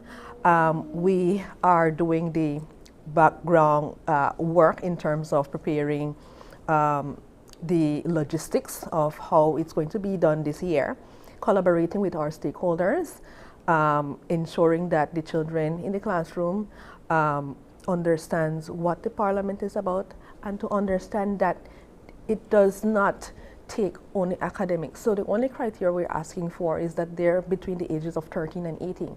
So that's why we want to tie in the skills, because skills are very important.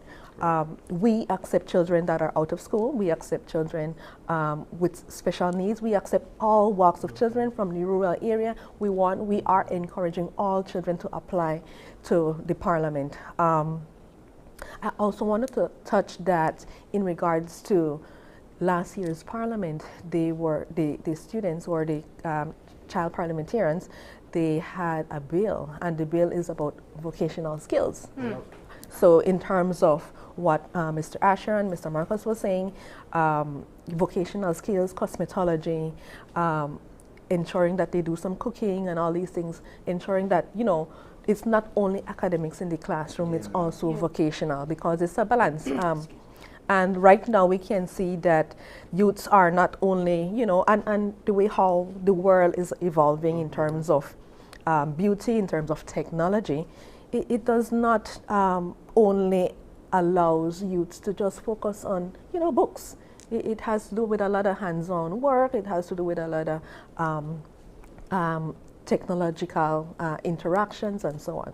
So what would be the main reason why a young person would decide, I want to be a part of child parliament? I can answer, but I would want Asher, because so I'll ask you based on what you have heard from them, and I'll ask you what you thought before you decided to be a part. It's self-development for me, you know. It's growth. It's something that I believe that they would want to be a part of, because it allows them to garner and develop a lot of these skills. I can recall that several of them last year said that, you know, this is the first time that I'm out of my house. This is the first time that I'm in this environment. This is the first time that I'm doing something like this. So it gives them inclusivity. It allows them to be, you know how to do or how to adapt. It allows them to gain some level of professionalism and to increase their educational span. Asher? Okay. Opportunity. Opportunity for anything. You could live in an era where people think no talent arises from that era. You outshine all the thoughts of people saying he won't make it, she won't make it, you can't do this. The opportunity to learn, to gain, and to achieve. The opportunity to show people and to show the youth that they are capable and they will and they can do it. And for your peers in talking with them, was that also their experience? Tell me about what you heard from those around you. Yes. Well, there was this one guy, I forgot his name, but he really left an impact on me. We were roommates, and he was excited before the parliament. He said, I want to get my point across. When it's time to make I speak, I will let them hear my voice. He was practicing his speech, and we were all listening, and his song did amazing. He made a couple mistakes, but when it was time for the parliament, he totally rocked. And I was so proud of him, and I want you to realize that it's okay for people to achieve something that you haven't achieved as yet. You shouldn't be envious of them. You should be proud, and you should work towards achieving something even greater. Not what they achieve, something even greater, because you are capable of doing it. And if you put your mind to it, and if you have the patience and you push forward, despite the obstacles, you can and you will achieve it. Asher, do you want to run for government? In the future. That's what I'm asking, you know. That's what I really meant, you know. Are these child parliamentarians interested in being in politics? Well, yes. I would say so. I don't know their mindset, but I would believe so. But not only interested in government, interested in getting across the children that can't speak, getting across the voices of children that does not want to open up or are in a shell or are in captivity. It's more of getting the point across more than being involved in politics. It's more about decision making for the youth. So that could happen in any avenue. Yes. So any leadership role, yes. whether it's politics, whether you're a teacher, whether you are an engineer, you just want to inspire, whether you have a skill set working as a mechanic, you just want to inspire and get the voice across. Because not everyone is into, as Ms. Shakira and Mr. Marcos said, not everything is about academics, not everything is about the books. We got vocational skills, we got young people who are talented in sports, we got young people who can cook very well at a young age, we got people who are great with technology, because as we know, technology is overruling now in today's society, and the more youths we have with those skill set, it's going to be an amazing future. Now, Marcos, where can people, these young persons as well as sign up as a parents? All on NCFC pages on TikTok, Instagram, Facebook. Click the link in the bio. There's an application form that you fill out, and it's as easy as that. What's the process like for signing up? Like is there a lot of questions being asked of them? I guess Ms. Shakira she created the form. So yeah, go ahead, Ms. So Shakira. it's just a few personal questions in terms of their name, date of birth, parents' information, and then a few questions in terms of if they have a leadership role, what would that entail? How would they like to have their voices heard?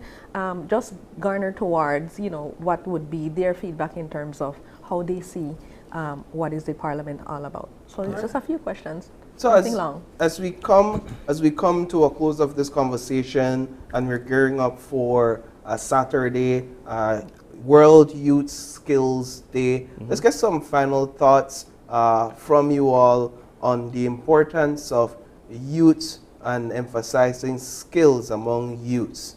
I guess I go first.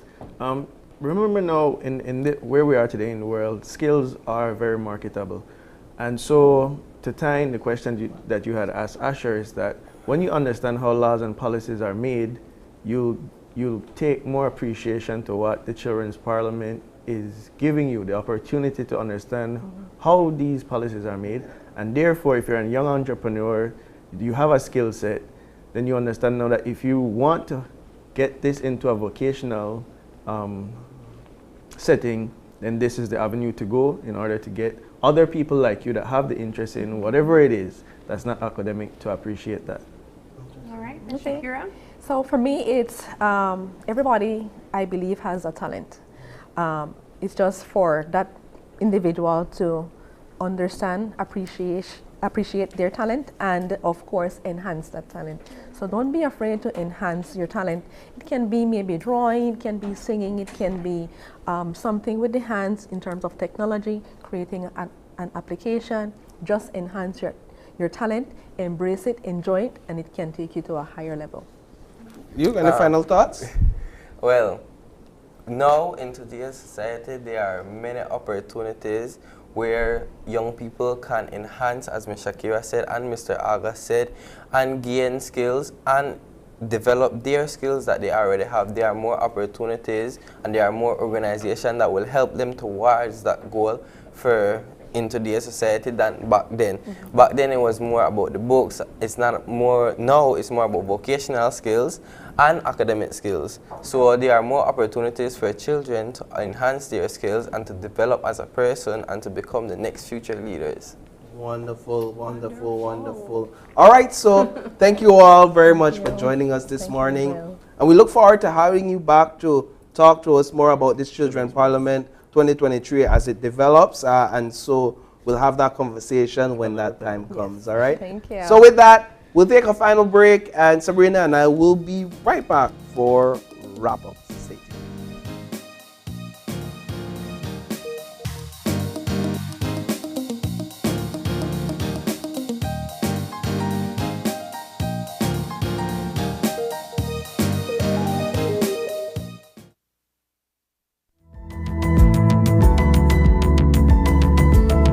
Smart introduces Real Unlimited postpaid plans, providing customers with unlimited talk, unlimited text, and unlimited data. Now that's a real great deal. With Smart Plus, Share 1 and 2, and Enterprise 1 and 2 plans, you can talk as much as you want, Text as much as you want, and for the first time ever in Belize, you can enjoy unlimited data with your postpaid plan. So come in and sign up for an unlimited postpaid plan and enjoy limitless possibilities. In addition, other plans such as the Flex Junior, Choice, and Select have been boosted with a lot more talk, text, and data, providing you with the best value for your budget. Be unlimited with Smart.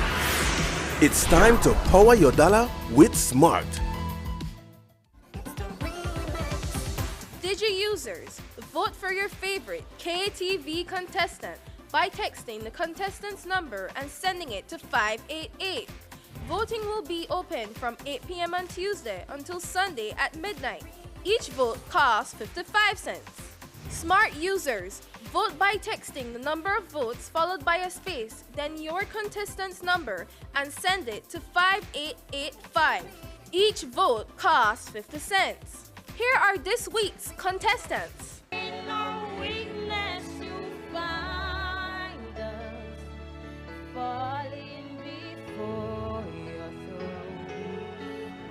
live to die, rejected and alone, like a rose. What could separate us now? What a wonderful name it is. What a wonderful name. They go down, down, down in history. As another blood-bought, faithful member of the family. And I am chosen, not forsaken. I am who you say I am. You are for me, not here I am to bow down. Here I am to say that you're my God. You're all together. Surrounded by your glory, what will my heart feel? Will I dance for you, Jesus? Or in awe of you be still? Will I stand? I get on my knees. There I am before the love that changes me.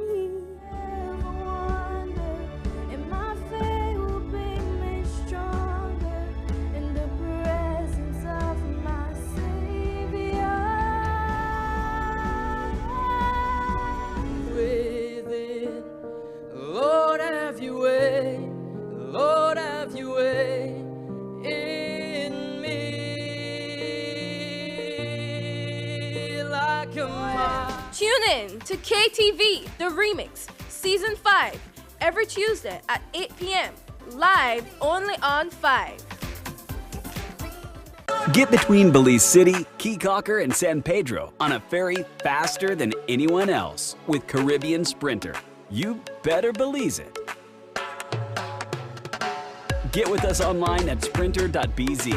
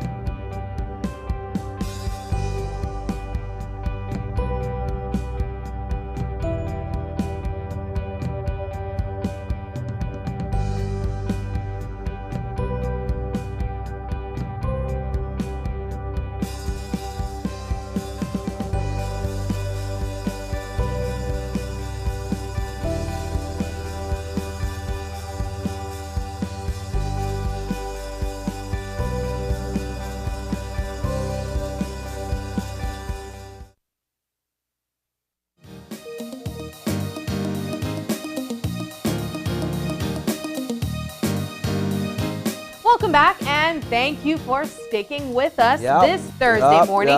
We had 3 great conversations, Paul. Starting things off, of with course. the socioeconomics statistics from the Socioeconomic Institute of Belize. It's always interesting having conversations with them because one thing I've learned is that there's always a story behind the numbers because there's always people behind the numbers. These numbers are clearly about people, unemployment, CPI, which is Consumer Price Index, which is about inflation. So it's all about how people are getting jobs, if they're getting jobs, if they're not getting jobs, what people are paying at the grocery store this month versus what they paid last month versus what they paid last year. So I'm always interested in having these conversations, and I could see how impactful this data can be for governance and for decision making at that level. And of course, in our second segment, we were joined by Giselle O'Brien and her team to talk to us about their upcoming show tomorrow called The Art of Singing. Now, if you're interested in different types of genre like opera and everything else, of course, that they will be providing, you definitely want to grab those tickets for yourself or your children over at the Bliss. Their singing show starts at 7 p.m. Tomorrow night. So I'm looking forward to that. In our final conversation, Sab, we had the folks over there from the NCFC, and of course one of last year's Children's Parliament participant, and they were in to talk with us about World Youth Skills Day, which is commemorated on July 15th. This Saturday. That's this Saturday, and so that was a wonderful conversation as well, all about the importance of youth having a skill in today's day and age. Yeah. So great conversations, and we just want to say again, thank you guys so much for joining us, for sticking with us this Thursday. We don't have any birthday shout outs, but if you are celebrating a birthday today, happy birthday to ya. And if you would like to give a birthday shout out, or if you have questions or concerns, you can send us an email at oie@channel5belize.com. You can also check us out on Facebook at Open Your Eyes BZ, as well as Instagram for behind the scenes content at Open Your Eyes BZ. Thanks so much for joining us, and please join us again tomorrow for Fun Friday as you open your eyes and start your morning right. Until then, keep your eyes, your mind, and your hearts open. Have a great Friday, Junior. Peace.